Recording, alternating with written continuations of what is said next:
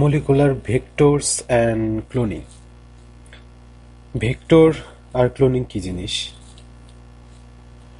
Vector হচ্ছে বাহক, বাংলা যেটাকে বলে বাহক, আর ক্লোনিং হচ্ছে যে ডুপ্লিকেট তৈরি করা, যেটা দেখতে ঠিক আগেরটার মতো। মলিকুলার বায়োলজিতে ভেক্টর বলতে আসলে আমরা কি বুঝি? এই মলিকুলার বায়োলজির ভেক্টর হচ্ছে একটা ডিএনএ মলিকুল, যে ডিএনএ মলিকুলটা একটা ভেহিকেল বা বাহক হিসাবে কাজ করে, এবং এই ডিএনএ মলিকুলটা অন্য একটা ডিএনএ মলিকুল বা জিনকে সেলের ভিতরে ঢোকাতে হেল্প করে। সেটাই হচ্ছে মলিকুলার বায়োলজির ভেক্টর। আর আরেক ধরনের ভেক্টর আছে, সেটা হলো মশা। সেটাও এক ধরনের ভেক্টর, কারণ সে কিছু কিছু জীবাণু বহন করে এবং ইনফেক্ট করতে হেল্প করে, কিন্তু সেটা আমাদের আজকের আলোচ্য বিষয় না। মলিকুলার ভেক্টর বলতে মোটামুটি 4 ধরনের ভেক্টরকে বলা হয়। সেগুলো হচ্ছে প্লাজমিড, ভাইরাল ভেক্টর, কসমিড এবং আর্টিফিশিয়াল ক্রোমোজোম।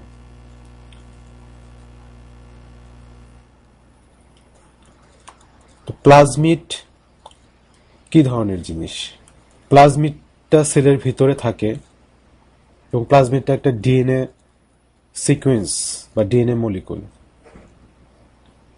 কিন্তু এই প্লাজমিডগুলো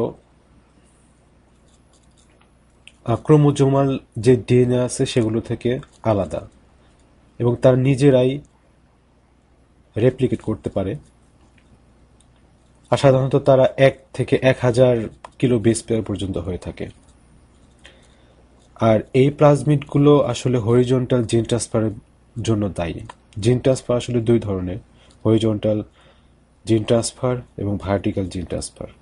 ভার্টিক্যালটা হচ্ছে আমাদের পিতামাতার থেকে যেভাবে আমরা জিনগুলো পেয়ে থাকি, সেই ট্রান্সফারগুলোকে বলা হচ্ছে ভার্টিক্যাল ট্রান্সফার। আর প্লাজমিডের মাধ্যমে যেভাবে আমরা ট্রান্সফার করি সেটা হচ্ছে হরিজন্টাল ট্রান্সফার। এই হরিজন্টাল ট্রান্সফারগুলো আসলে ব্যাকটেরিয়ার ভিতরে অ্যান্টিবায়োটিক রেজিস্ট্যান্ট যে জিনগুলো ট্রান্সফার হয় সেগুলোর জন্য দায়ী হয়। আর প্লাজমিডের মাধ্যমে যে ট্রান্সফারটা হয় সেটাকে বলি আমরা কনজুগেশন। এই প্লাজমিডগুলো যখন অন্য একটা ব্যাকটেরিয়ার ভিতরে আমাদের ডেজায়ার্ড জিন নিয়ে যায়, সেটা মোটামুটি 1 থেকে 20 কিলো বেস পেয়ারের মতো হয় আমাদের জিনগুলো। আর একটা সেলে এক সেকেন্ড ভেক্টর হচ্ছে ভাইরাল ভেক্টর। ভাইরাল ভেক্টর হচ্ছে ভাইরাল ডিএনএ। এই ভাইরাল ডিএনএ কে আমরা ভেহিকেল হিসেবে ইউজ করি, যেন ভাইরাসটা যখন একটা ব্যাকটেরিয়াতে ইনফেক্ট করে, আমাদের ডেজায়ার্ড যে জিন আছে সেটা যেন সেই ব্যাকটেরিয়ার ভিতরে চলে যায়। আর এই প্রসেসটাকে বলা হয় হলো ট্রান্সডাকশন। আর এই প্রসেসটা প্রায় 1000 গুণ ভালো দেন প্লাজমিডের মাধ্যমে যে ট্রান্সফারটা হয় তার চেয়ে। তো ট্রান্সফারটা কিভাবে হয়? মোটামুটি এই ধরনের যে ভাইরাস যখন ব্যাকটেরিয়াকে ইনফেক্ট করে, তখন ভাইরাসের যে জিন আছে সেটা এই ব্যাকটেরিয়ার ভিতরে চলে যায়। তখন ব্যাকটেরিয়ার ভিতরে এই জিনটা ইন্টিগ্রেটেড হয়ে যায়। আমরা আসলে এটাই চাই। আর এই প্রসেসটা জিন ট্রান্সফার প্রসেসে ভালো ব্যাখ্যা করা হয়েছে। থার্ড হচ্ছে কসমিড। কসমিডটা আসলে প্লাজমিড আর cos site of lambda phage, মানে ল্যামডা ফাজের কস সাইট দিয়ে গঠিত। এই কারণে এটাকে বলা হয় কসমিড। আর এই সমস্ত কসমিডগুলো 37 to 52 kilo base pair of DNA কে নিতে পারে এবং ব্যাকটেরিয়ার ভিতরে ট্রান্সফার করতে পারে। ল্যামডা ফাজ এক ধরনের ভাইরাস। ভাইরাসগুলো দেখতে নর্মালি এরকম হয়। ভাইরাসের মাথা থাকে, পা থাকে, দেহ থাকে।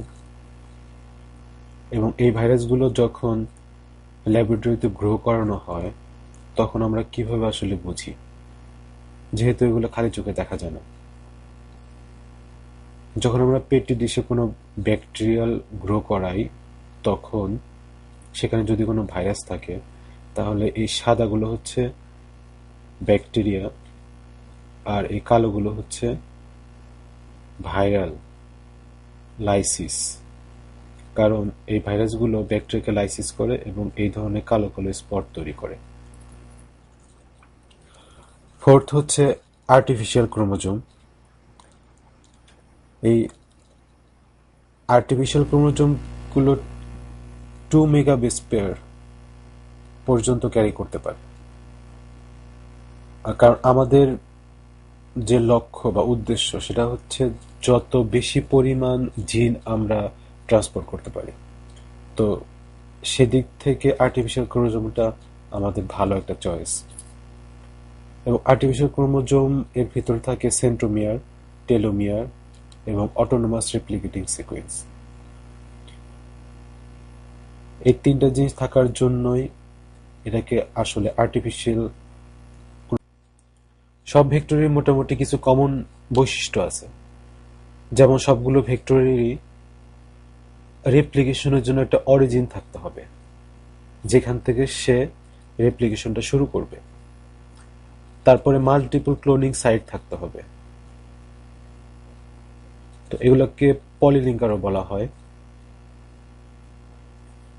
এবং এই সাইটগুলোতেই আমাদের ডেজার্ট যে জিন আছে সেগুলোকে আমরা ঢুকাই।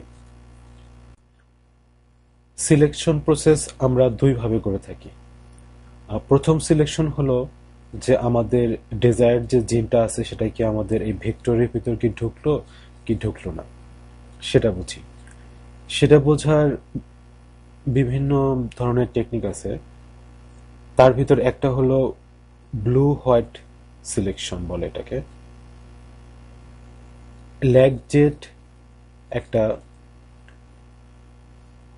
জিন যেটা থেকে বিটা গ্যালাক্টোসাইডেস তৈরি হয়। এখন যদি কোনো জিন আমরা আসলেই এই ভেক্টরের ভিতরে এই পলিলিঙ্কার সাইটে ঢোকাতে পারি, তাহলে এই ল্যাগজেটের যে ফাংশন, অর্থাৎ ল্যাগজেট থেকে তৈরি যে প্রোটিন বা এনজাইম বিটা গ্যালাক্টোসাইডেস, তার ফাংশন আর থাকে না। সেই কারণে সে এই রিয়াকশনটা কমপ্লিট করতে পারে না। এই রিয়াকশনটা বলতে আসলে এক্স গ্যাল থেকে যে কম্পাউন্ড তৈরি হয় সেটাকে বোঝানো হচ্ছে। তো যার কারণে যদি বিটা গ্যালাক্টোসাইডের তৈরি না হয় আর যদি এই রিয়াকশনটা না হয়, তাহলে এই কম্পাউন্ডটা আর ভাঙে না। এই কম্পাউন্ডটা হচ্ছে এক্স গ্যাল। যদি না ভাঙে তাহলে সেটা ব্লুই থেকে যায়, কারণ এই কম্পাউন্ডটা আসলে। কিন্তু যদি ভিতরে ঢুকতে না পারে, তাহলে এই ল্যাগজেটের যে প্রোডাক্ট বিটা গ্যালাক্টোসাইডেস সেটা ফাংশনাল থেকে যায়। তো যার কারণে এক্স গ্যাল কনভার্ট হয়ে এই এই কম্পাউন্ডগুলো তৈরি হয়, যেগুলো আসলে হোয়াইট কলোনি দেয়।